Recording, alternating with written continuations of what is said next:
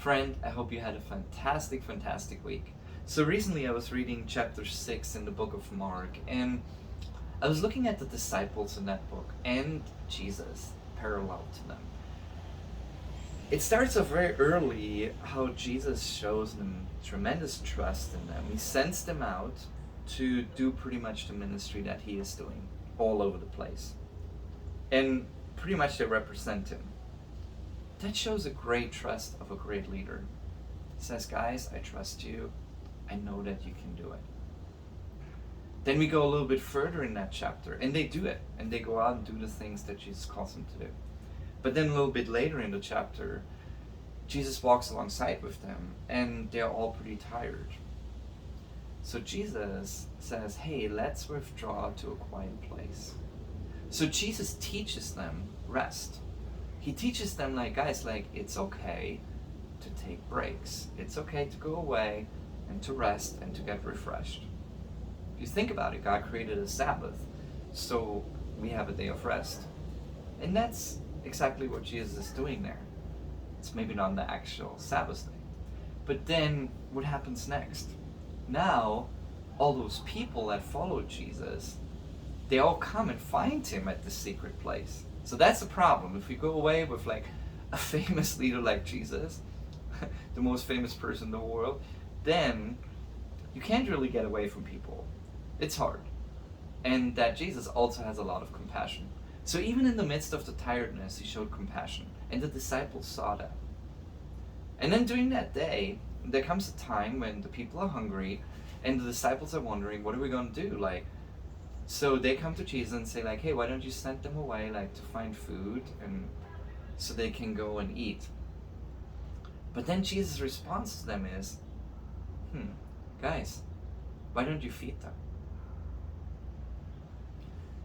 Now you see, he walked alongside them for a long time. They've seen many, many miracles over and over and over again. So you would imagine that Jesus is probably going to show up with a miracle because he knows they don't have the money or they don't have the food to feed all those people. It was like 5,000 men and their wives and then children. Like, imagine how many people that is. That's probably 10, 12,000 people, 15,000. Who knows what the exact number was, but a lot of people. Jesus knew they don't have all that stuff. But you see the disciples struggle in their faith and still try to figure it out on their own. And then Jesus tells them, hey guys, you feed them. That's not the answer they wanted to hear. And they're like, how is that going to happen? So you see they struggle in their faith. And then Jesus says, okay, what do we have available? And then they have this tiny amount of bread and fish, 5 loaves. That might feed Jesus and his disciples, but not that amount of people. There's no way.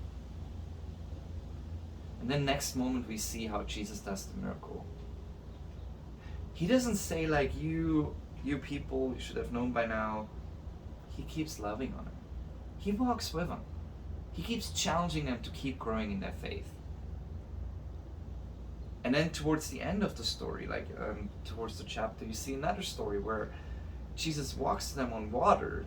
So that seems crazy. Like, I would probably freak out too if like somebody starts walking towards me on water. So they're sitting in that boat and Jesus just walks out there. And they think they see a ghost. They're freaking out. Of course, I would freak out there too. But it shows again, they're still like normal people that struggle with their faith, that struggle with things, that haven't totally figured it out yet. You see it there? And again, Jesus says, hey, it's me. Relax. Don't fear. And again, he calms like the disciples and shows them it's me. Don't worry. Everything's going to be okay. I want to encourage you with those examples, how the disciples, they were people that were super close to Jesus. They were people that were still growing in their faith. There were people that were struggling at times to have faith for the miraculous, what Jesus wanted to do. Had a hard time. Remember, those guys walked with him all the time. They weren't just like some random people. These are the people that walked with Jesus all the time. Remember that. And I want to encourage you with that. We are all growing in our faith, right?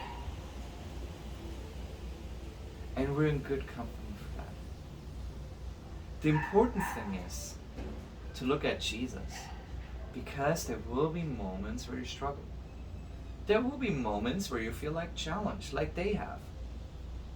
If the disciples were challenged, it seemed all the time, trust me, we will be challenged in today's time. I'm the guarantee. But we have to step out in faith and believe Him for doing the miraculous, doing amazing things. We have to trust Him. But it's important we keep our eyes on Him.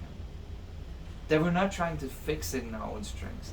Because the disciples tried that at this point. They were like, it's impossible, we can't feed 5,000 people. Because they thought about logic, right?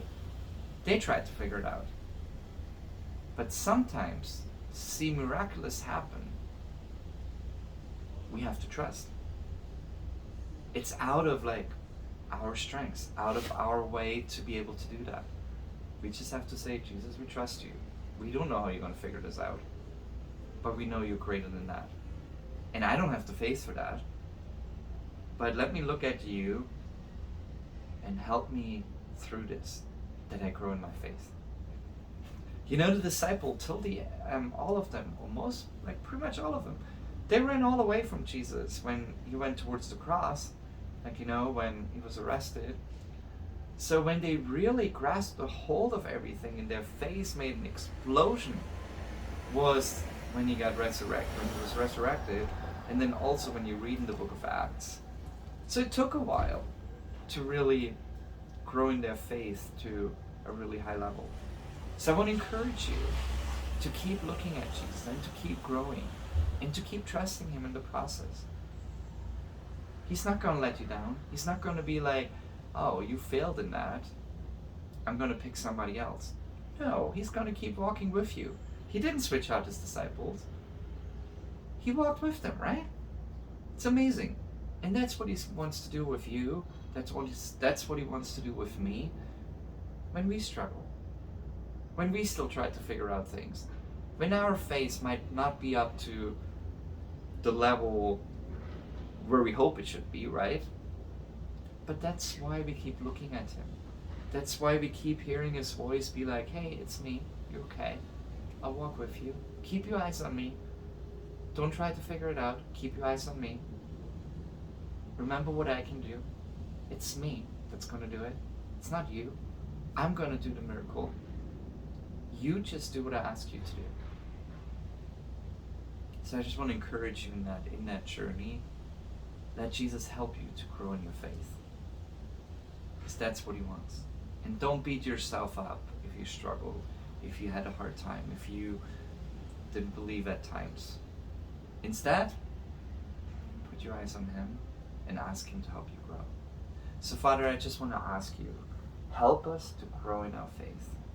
Help us to grow, that we really overcome areas in our lives where our faith is still weak, where we're still like having a hard time with it, or where we feel like we failed. Speak into those areas hope, that we have our eyes on you. Remind us that you walked along the disciples for a long time, and they still struggled. But they came to a place where they grew. So Father, help us to come to that place by looking at you, and by not trying to figure it out on our own, but help us to have our eyes on you and to keep trusting you. Thank you for that, Jesus. And I just want to pray a blessing over everyone that's watching this. Strengthen their faith, increase their faith, and help them to keep their eyes on you. Thank you, Jesus. Have a blessed week, friend, and keep your eyes on Him and let Him strengthen you. Let Him strengthen your faith. Have a blessed week. Bye.